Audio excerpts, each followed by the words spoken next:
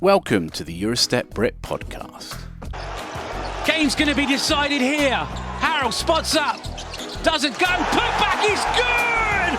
Roberto Canada with a second chance opportunity. Aris lead. Per Gunter for three. Got it. Per Gunter, drei Punkte. Courage inside. For Gordon for the dunk. Ball game.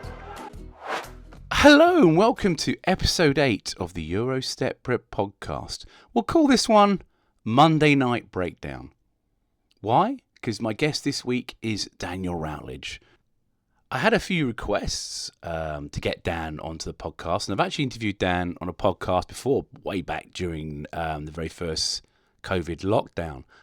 And in that, we looked over his career up until, at that point, 2020, looking back at the Sky days, working with the late, great Kevin Cadle, some of his favourite games.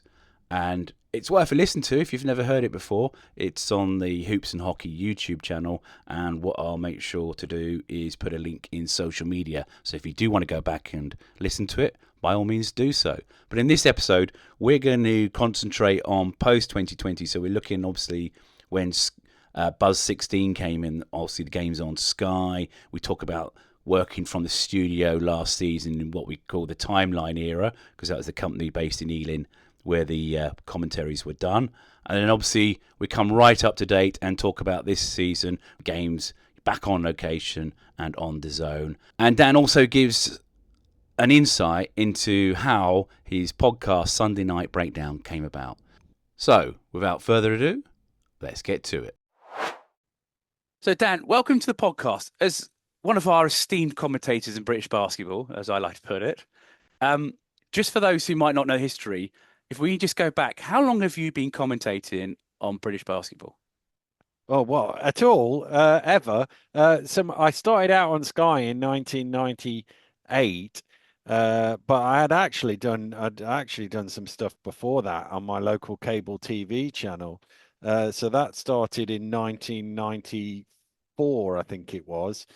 So that's 30 years, isn't it? I'd done some PA and courtside stuff a little bit before that as well. So more than 30 years if you sum everything up. I'm just giving my age away here, aren't I? You're just calling me old is what you're doing, Niall. I'm actually older than you, so yeah, there you go. Only just, but still older. So very quickly then again, just go briefly, how did that opportunity come about to first do commentating? So the first TV commentating came about because the local cable channel had just started to do covering some basketball, and I think it was Martin Ballard was who worked in local radio, BBC radio, was doing the commentary, and they just sort of rotated people in, experts if you like, Niall, and they couldn't find any experts, so they asked me if I'd have a go at it. So I did that a couple of times, not very often. And then I ended up doing another show called Gary and Jim, which was a legendary, if you had Cable 7, legendary local sports show. And also Cable 7 started covering Leicester more regularly, and they needed somebody to do the commentary every week. And I ended up doing it, even though I was doing the courtside PA. I ended up doing it. I think it was largely there was nobody else to do it. I think I just happened to be in the right place at the right time. So that was kind of my early years. I'm glad there's not really any video of it because I'm not sure I'd want to watch it back now. But yeah, that was my way in. And when did you realize or come to realize, do you know what? I really like doing this. I want to do more of it. I think I always thought that. I think I always enjoyed the sort of it's an involvement in the game, being excited about it. I think I always had that. I didn't really think you could become anything, if I'll be honest with you. There wasn't really. It's not like now where every game from all the leagues is broadcast on YouTube or whatever platform it might be. There wasn't really any obvious outlet beyond Cable 7, and then I was obviously fortunate enough to get the Sky gig a few years later, and I think it was at that point that you sort of go, "Wow, look at this!" I was 20, whatever I was, 24, Don't 25 give your age probably. away, Dan. Yeah. I'd suddenly I was working on Sky every Saturday night. It was sort of unbelievable, really. And then from there you just one job leads to the next. You just keep going, and while people keep asking you. Right. So that's just the background. Obviously, we did that interview a few years ago, and I'm going to link to that when we do the podcast. So this just jump forward to after we did that interview. Mm. Buzz 16 came along and started Yeah. doing games on Sky. What are your experiences, memories of that? Because obviously, it was like a close knit team of people on that, wasn't it? Yeah, it was a really great group of people. It really was. And obviously we had that weirdness of it. It all came together during lockdown. So we were like, we had to get letters to take with us when we were driving on the road in case we got stopped by the police. And when we would go to Glasgow or whatever, or Newcastle, we were staying in hotels, but you couldn't do any, the bar wasn't open, you know what I mean? You couldn't go for a meal afterwards or anything like that. So I mean, I think that brought the group of people that worked together even more because we had that sort of like uniqueness in a world where you weren't allowed to go out for more than an hour. We were going out and actually doing live sport. So that was tremendous. And obviously there was a few people involved from the old Sky days, from the back in the late 90s, early 2000 Sky days. Mick was our man in charge, and he'd worked on the original Mick Brays on the original Sky basketball back in the day. And Andy Finn was my first ever director in 1998, and he did most of the games there. So there was that sort of link to the old days as well. But Buzz had a great group of people. They're really young, hungry people in television terms, but they all loved basketball, and that's not always a given in television. A lot of people come from other sports and don't really understand basketball, and that was one of the things that Buzz really had, was they had a group of people who loved the game and understood the game, and that comes through in broadcast, I think. And what about the actual on-air crew itself? Because you seem to like a really good bunch, and it seemed to work well. The chemistry was good. Yeah. I mean, they're fun people to be around, aren't they? Obviously, me and Ant had worked together for a number of years before that, and I'd worked with Mike Tuck quite a few times as well. But I don't think I'd worked with Drew until Buzz and Kieran, and actually, and Nat is just a consummate pro, by the way. That job is not easy, and he makes it look easy. I was always in awe of how effortlessly he didn't always make the count, but how effortlessly he sort of dealt with adversity to go through. Because I know that's not an easy gig at all.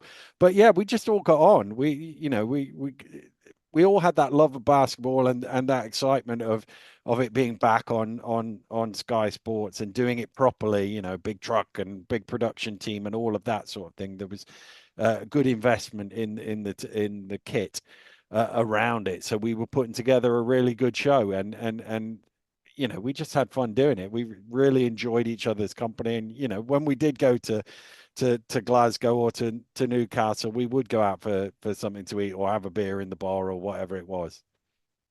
Yeah, it's of course back then the games were being streamed, but of course when it came to your game on Sky, the production values went through the roof, didn't they? It became like an event, didn't it, at the end of the week? Yeah, yeah. I mean, they put a lot of budget into it, and they were really smart in trying things that would work. And obviously, in that first year, because there were no crowds in the building, we could have, the rail cam or the pole cam without, worrying about, oh, does it block the sight lines, or do we have to take out a row of seats or whatever.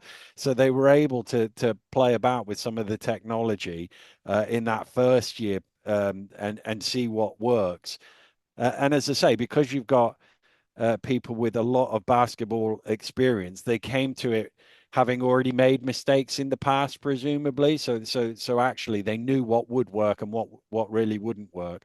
And as I say, it was a good budget production. So we had all of the stuff that you need to make it work and make it look really slick to the viewer at home.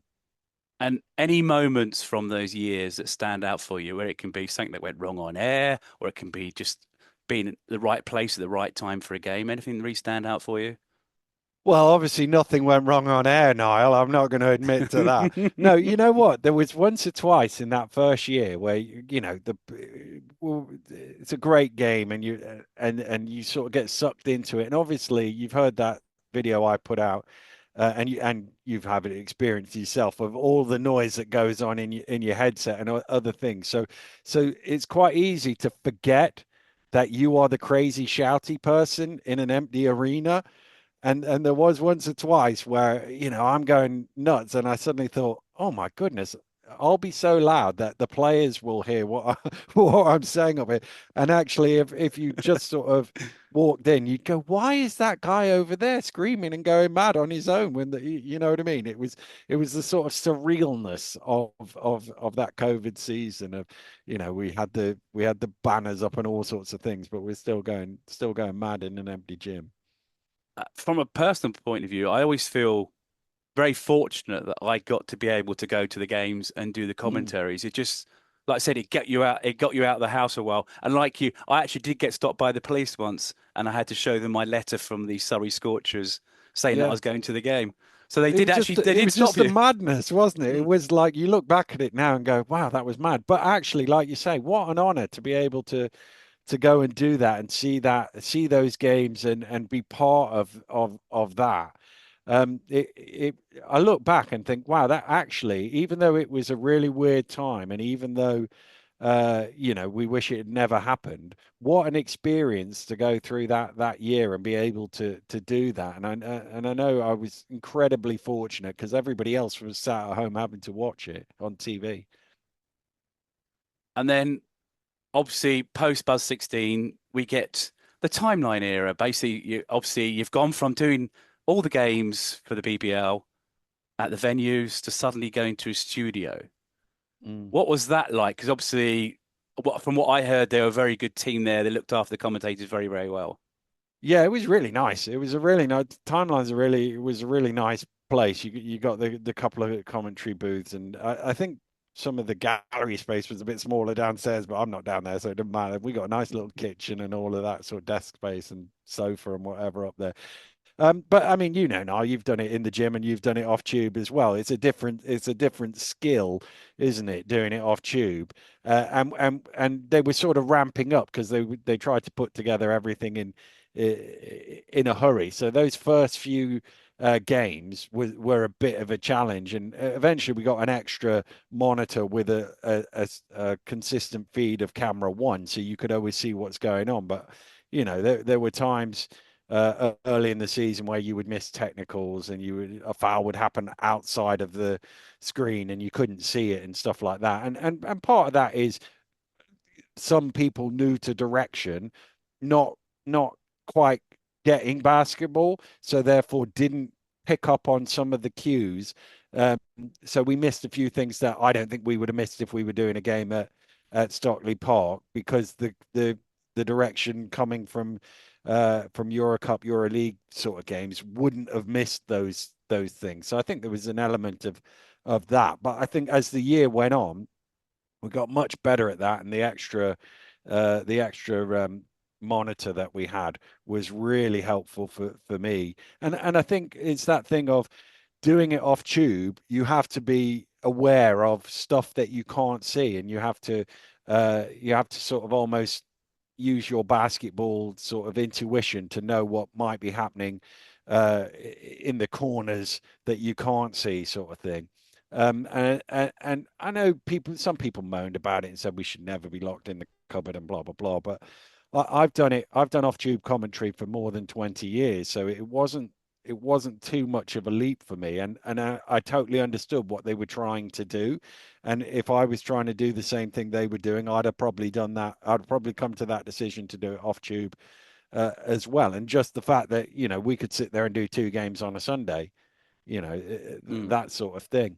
But it's a different skill. I mean, as I say, you know it yourself. It's you're trying to understand what's going on, and you do sometimes miss um, the feel for the game. Is the way I'd put it. When you're sat courtside, if I'm doing a Cheshire game on Sunday, I can hear Ben shouting Mm. at somebody for not doing something, I can see Petar Bozic going nuts because he didn't get a call. There's stuff like that.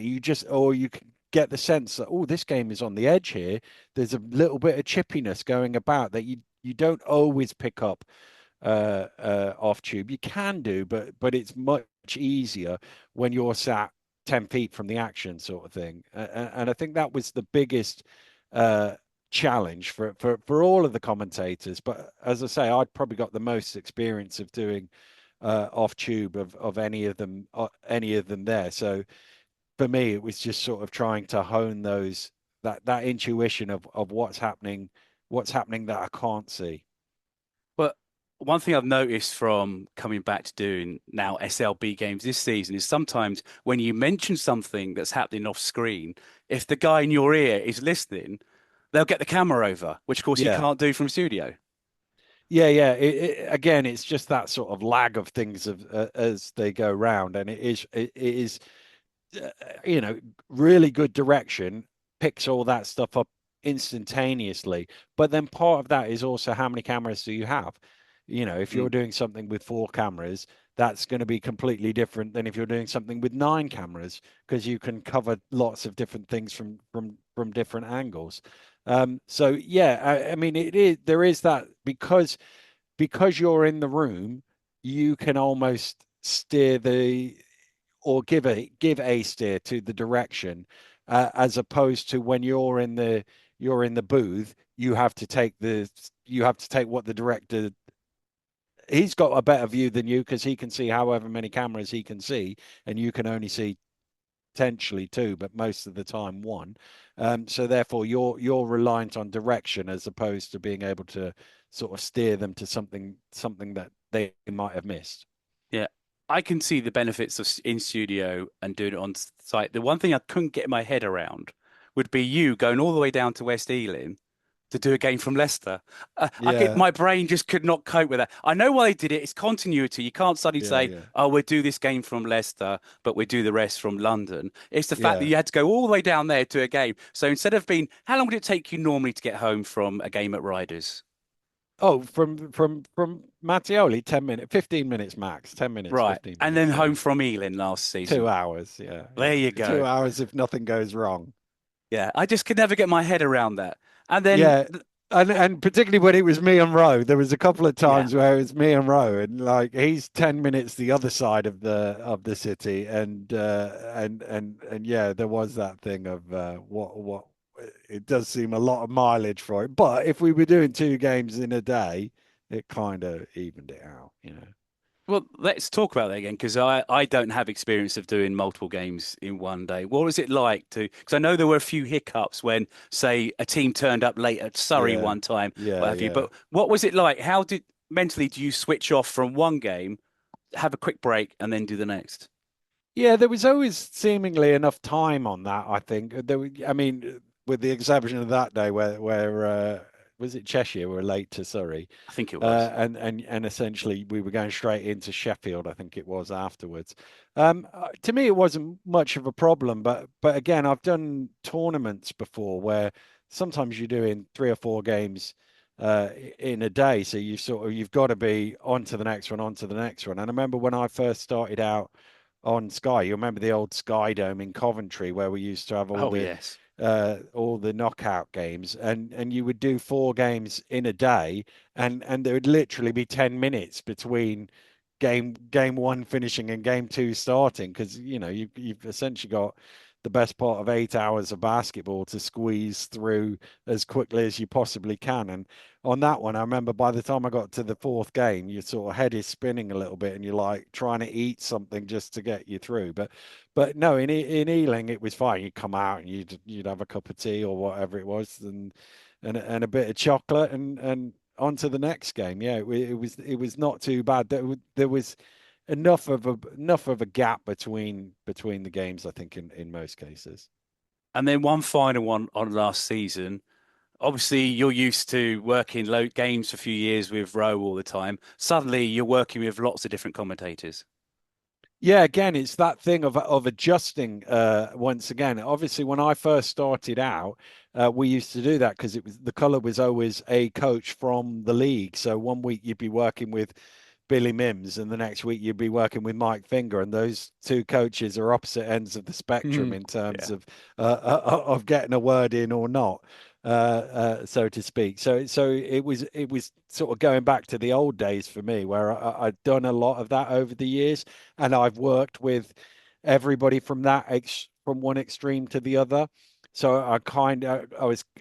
It was sort of relearning the old skills sort of thing because it is a different it is me and Roe have pretty good timing and chemistry because we'd done it for 6 or 7 years before we came in. I had to learn that a bit with Azania for the first sort of 5 or 6 games of where I need to pull her in, where I need to get out, and all of those sorts of things.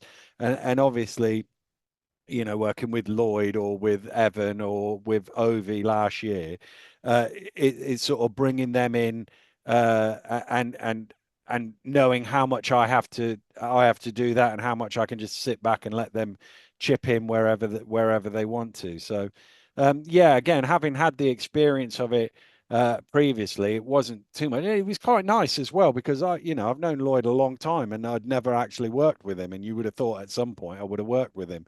Uh, and uh, and all my female friends were super excited when they saw a picture of me and Ovi on Instagram. I don't know what they got more likes than anything else. I don't know what that was all about. Yeah, I won't go there. And then we move on to season. Obviously, all the hoo-ha over the summer, demise the BBL, the Super League era coming in, and then it's announced just before the start of the season, we're going to go back to games again. So Yeah. what was it like? You've been in the studio for a year, and then now you get to go back to games again. What was that feeling like? Thinking, yeah, I'm going back on the road. Well, the first thing was, am I going anywhere? Is there going to be a league? Is there going to be TV? What's going to happen? It's sort of it was an interesting few weeks really, and then I think it was literally the week before the season or something that I found out for certain. I mean, I'd had a few conversations and I'd heard things were happening and it was positive and blah blah blah. But I think it was literally a week or two before the season that it was like, okay, we're going to do this, and can you do some games?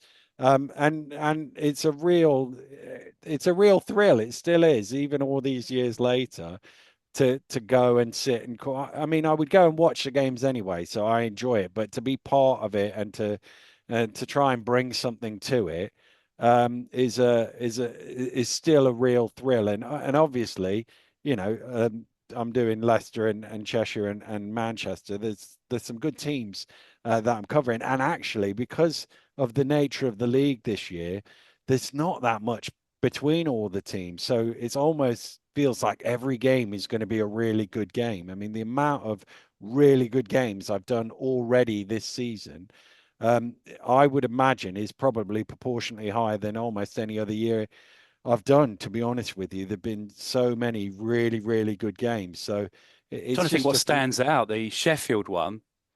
That was yeah, I a mean, that was a really good game. Leicester, Sheffield, Cheshire, Sheffield were both really, really good games. Cheshire, London, the trophy games early on, the other Sheffield, Cheshire game as well. There's just been Manchester, London, just excellent games. It seems like every week I rock up and go, wow, that was I come home, my wife will go, well, how was your game? I go, oh, it was really good. And that's, as somebody who just loves the game and loves the sort of excitement. It's, as you know, it's way easier doing a 2 point game than it is a 30 point blowout. And it feels like we've got 2 point games every week, so it's a real joy. And how did the Cheshire opportunity? Because I always felt, yeah, you'll be doing Leicester's no problem. How did the Cheshire? Because I like obviously you're working with Azania again, of course, who you worked with in the studio last season. Yeah, they phoned me up actually. Gary Thomas phoned me up, and then I spoke to Denise White about it, and they said they were really excited to have me and Azania come back and reprise or duo from last year, and I was super happy about it because A, it gets you out and about and going and seeing the teams, and B, they're a really fun team, and actually the people up there are wonderful. It's such an embracing community that you sort of walk into, and I mean, I've made my jokes to Dave.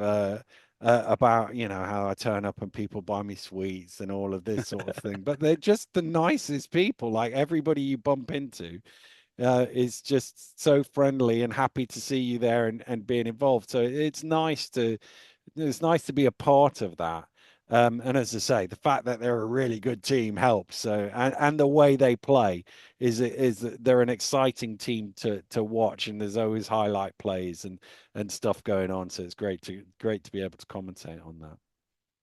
Of course, the one thing about doing Cheshire this season, Dan, is it sort of delays your podcast a few Yeah, weeks. yeah, How's Dave feel about that? we're a bit Monday night breakdown now, aren't we? That was we didn't think that through far enough, did we?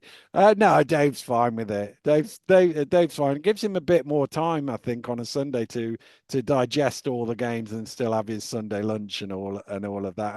And because Cheshire is usually an exciting game and the last one of the weekend, he gets to enjoy it and reflect on it. But yeah, it's slightly inconvenient doing it on a Monday night, but I'm sure the audience will forgive me for that, and Dave certainly has. Yeah, I'm happy to give Sunday Night Breakdown a plug. Just we're finished on that. What gave you the idea to do a weekly show talking about the games?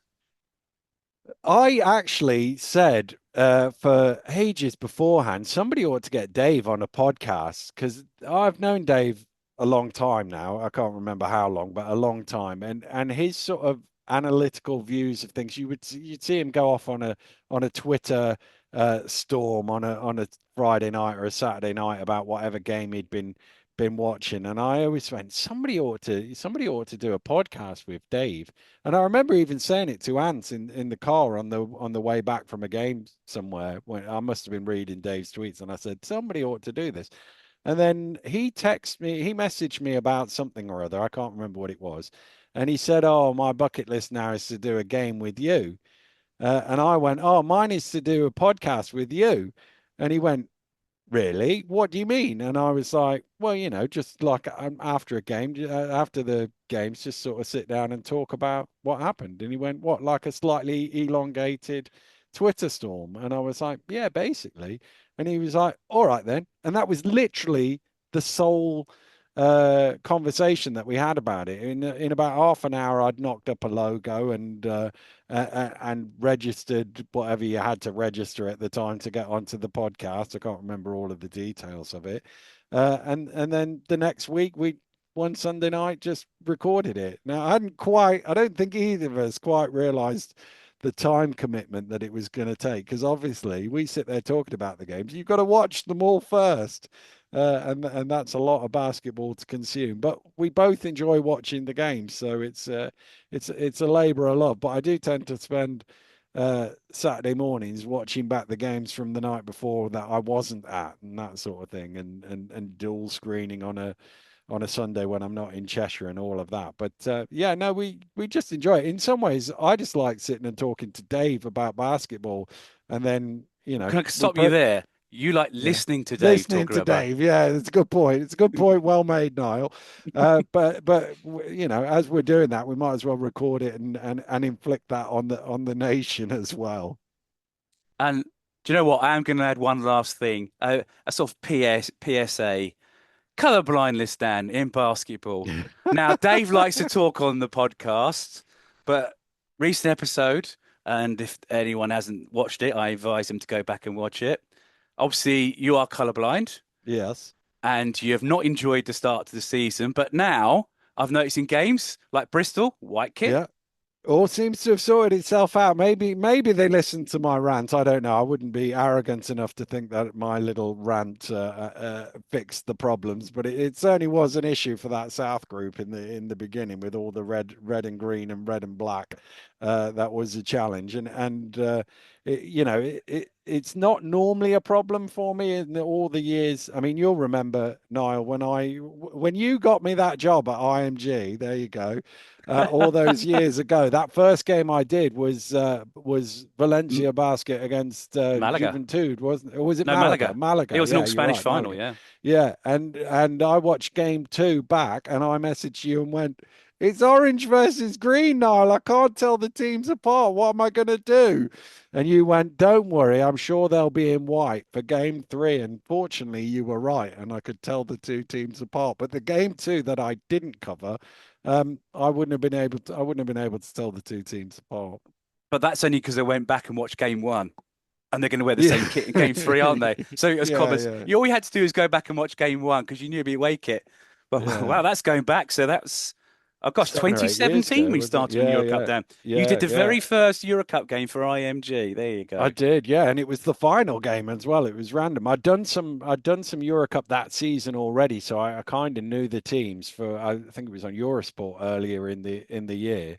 But yeah, Yeah. that was the first game in. It was the tester game, wasn't it, for Yeah, well, Eurocup? they had the EuroLeague that season, and they were going Yeah, to add Eurocup the following year, but they wanted to have the final covered, and they needed some for the game. The person they wanted was not available, and I was in the office that day, and they're scratching around. Do anybody want to do it? Do you want to do it? I'm like, no chance. I only just started doing Surrey, and I thought I know someone, and you picked up the phone.